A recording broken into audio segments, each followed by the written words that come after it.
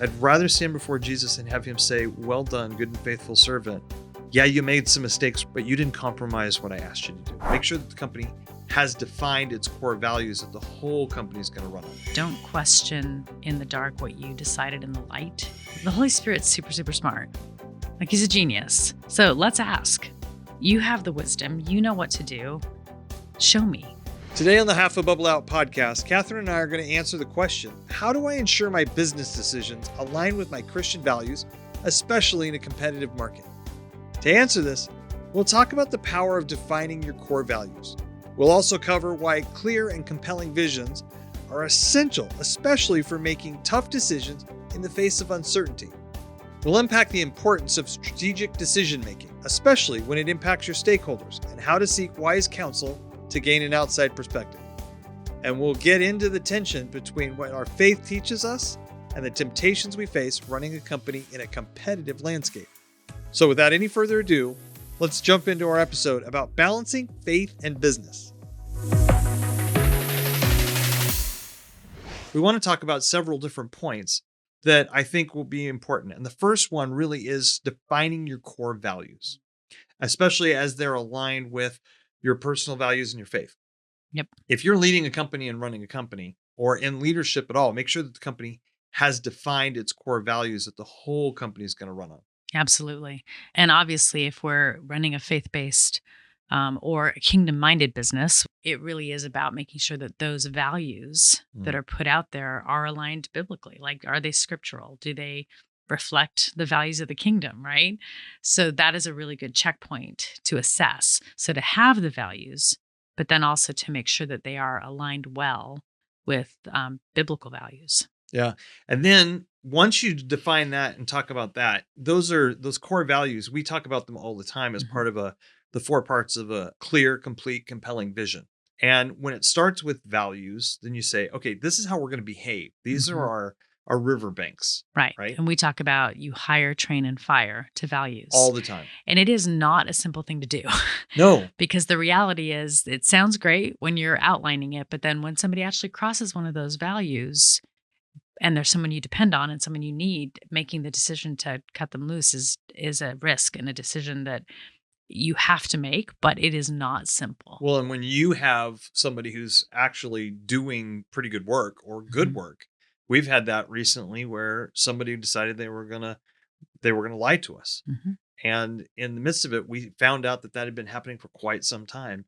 And now all of a sudden you're like, okay, well, do I ignore the lie? Do I reward the lie? Because I don't want to lose a good employee. It's hard to find a good employee. They're doing really good. Can I just miss it? Can I just forget can I it? soft pedal this one? Can I? And the answer ultimately is you want to do that because it's uncomfortable to you to find a new person. It's uncomfortable to confront sometimes. And now you're like, we're in that situation. Well, and we walk through that. How do you deal with that? That takes a whole set of skills on how you can have those hard conversations, but you've got to set your core values there. And that's the first thing, is knowing what those core values and ethics are. That's the way you're going to run your company. It will help you with the strategic decisions as you come to them. Now, the next point we want to talk about is having a clear vision. Where's the company going? What's the goal of the company? Yep. I always like to think about it like, if we actually achieve this thing that we're talking about, this vision, what changes in the world? Like where, and it doesn't have to be grandiose, right? It could be something. So give an small. example. Well, I'll use the example of our other company. Okay. If I'm selling hay to bunny rabbits, it's probably not going to change the world on a fundamentally deep global spiritual level. We're probably not going to be raising up believing bunnies. Human rights isn't going to change. The environment's not going to change. Right. Education of kids isn't going to change. No, nothing profound.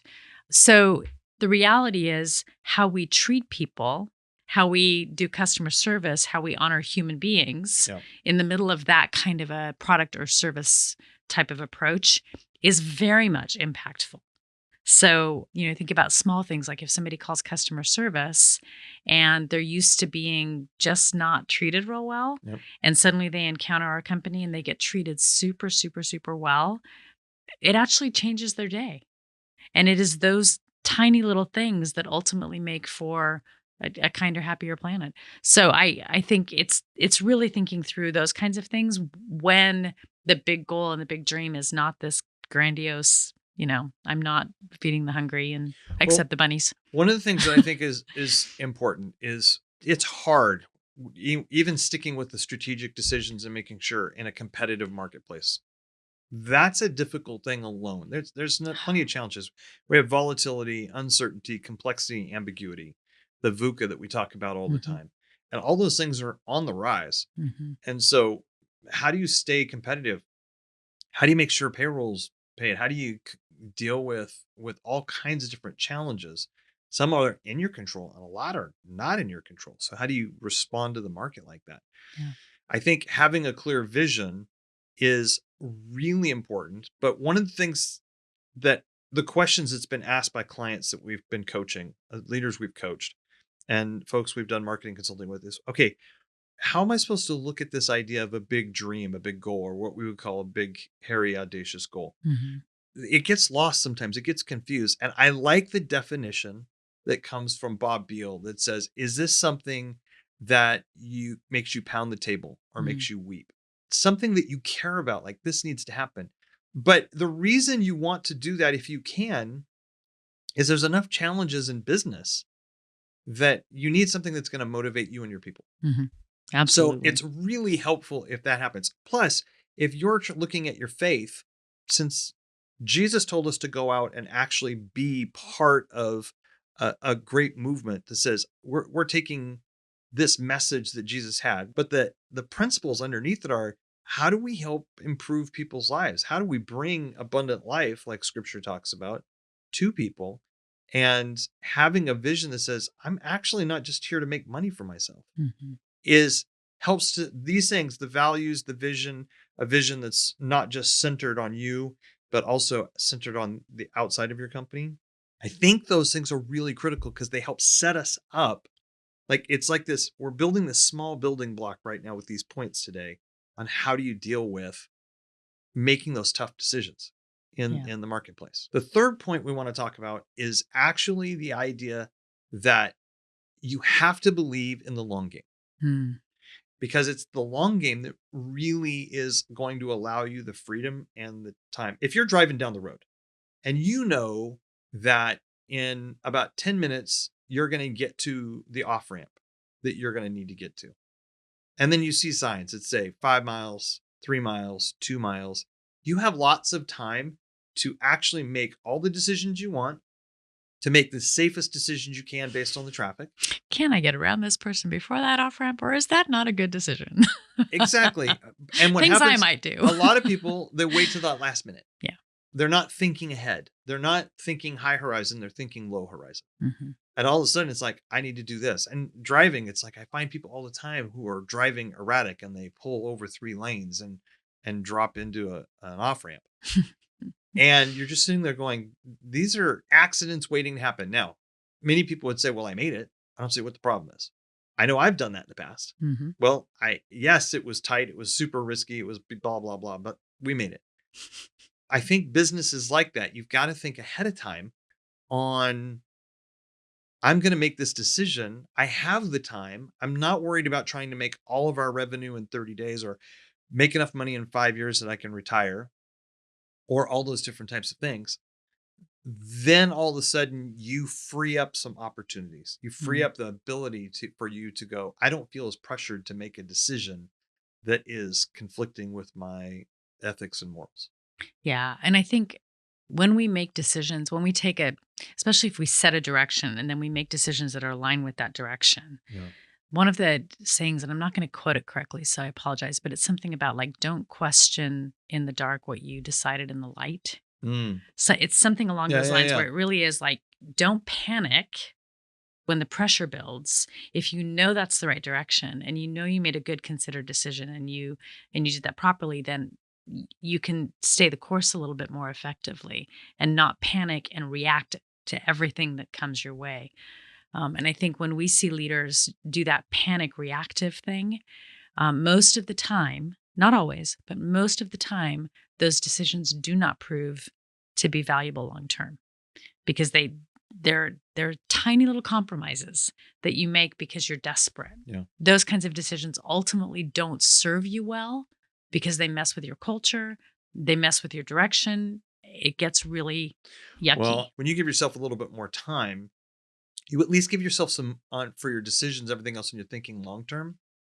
It's not sexy. It's not fancy. You're not going to get rich overnight. And quite frankly, many of us can dream about the fact of, wouldn't it be neat if our company just quadrupled in size? Wouldn't it be great if I had that Silicon Valley moment where I got into a startup and in 3 to 5 years I had 10x on my money.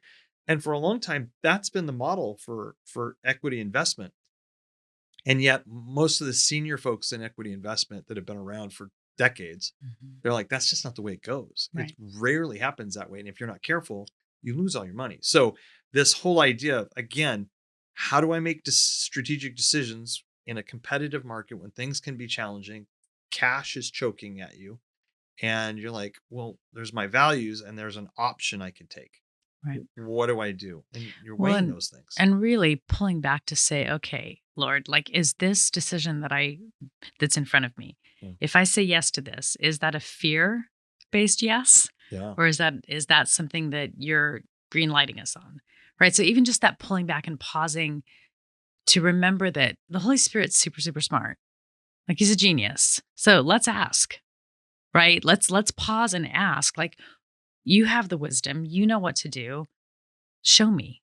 And it's amazing how often, whether it's something as simple as how to respond to an email that is weird, or bigger decisions, do I go that direction or not?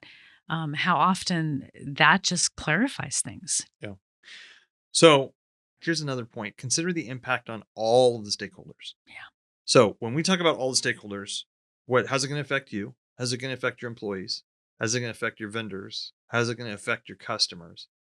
And then I think it's important that we challenge ourselves to think, how's it going to affect outside of my business, my personal relationships with my spouse, my kids, those kinds of things? Because the first step in this whole idea of having strong core values yourself, ethics, and a faith is that you're walking out the consistency everywhere in your life. So is making a decision at business going to be an antithesis to something you would do in your personal life? Is a decision going to wreck your reputation if somebody were to find out? And here's the tension. The tension is, and I've had this conversation with people. Wait a minute. I did do that. And now I'm stuck between, they want a certain level of return on investment, or my partners do, or my investors do. They expect to have 7% or 10% or 12% or more. And I can't hold on to good employees unless I pay them this high amount. And so what's a higher order? What's a higher value? Making sure that my employees are paid more, or make sure my partners are paid this rate that we talked about? Or is it more important to hold strong to our core values? And these are real life questions. They are real life questions. This gets into the nitty gritty of it. Well, and I think when you get down to those kinds of questions, the other thing is counsel. Yes. Right? Really, who can I talk to?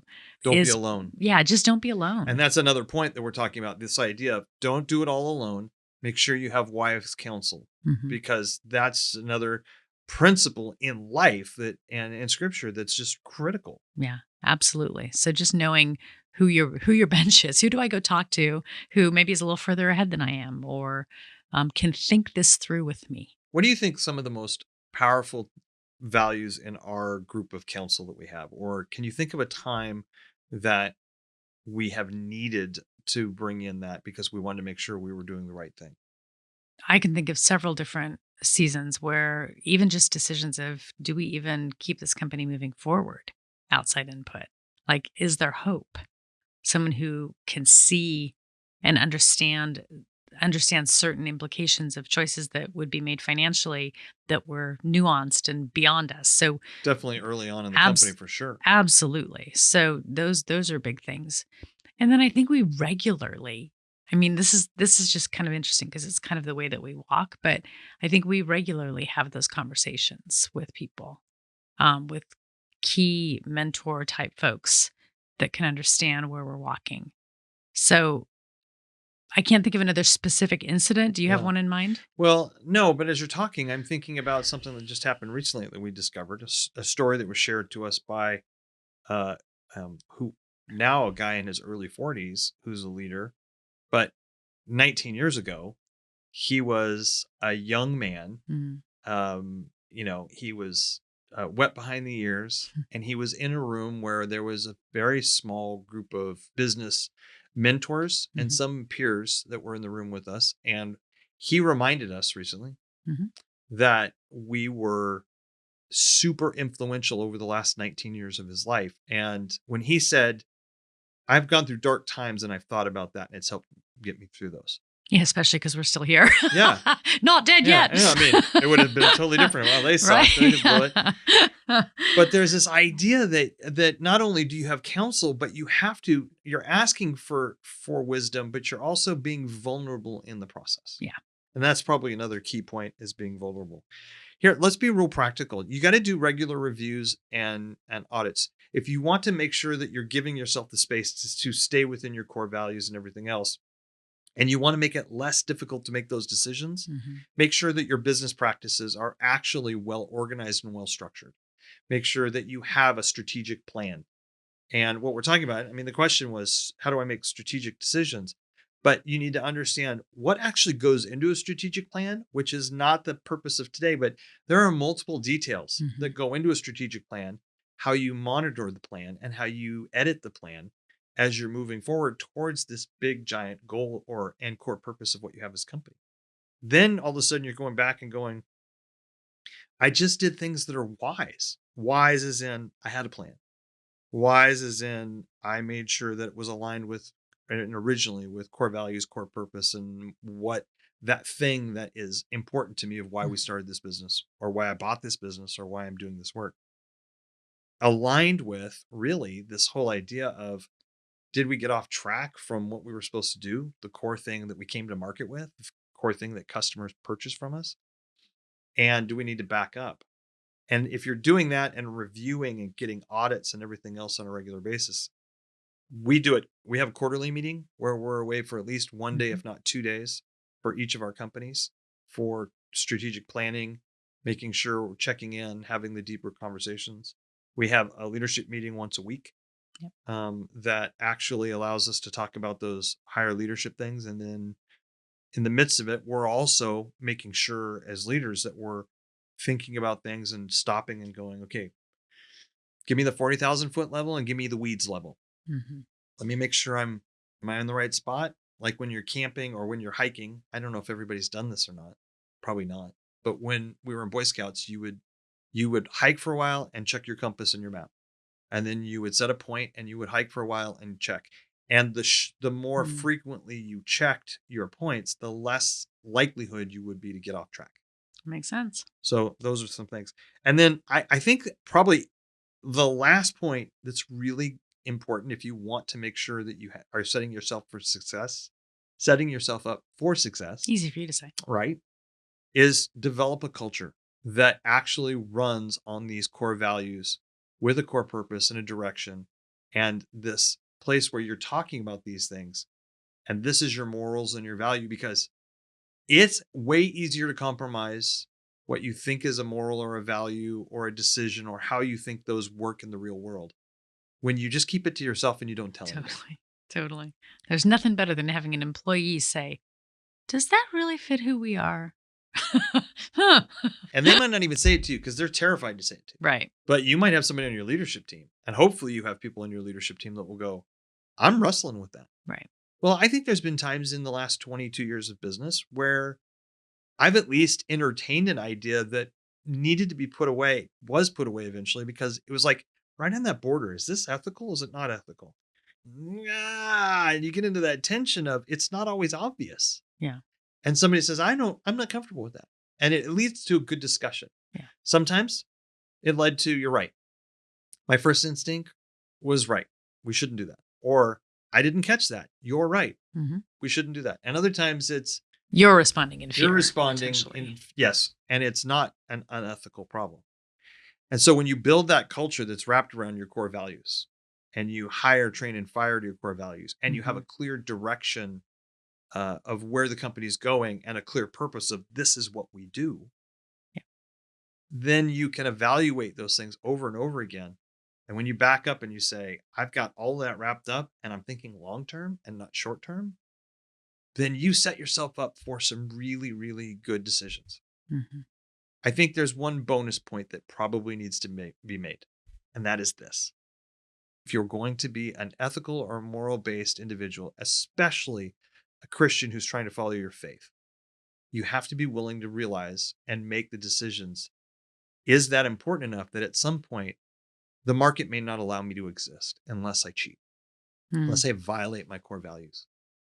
I put that in as a bonus because I think that's one of the most powerful and freeing things that exist.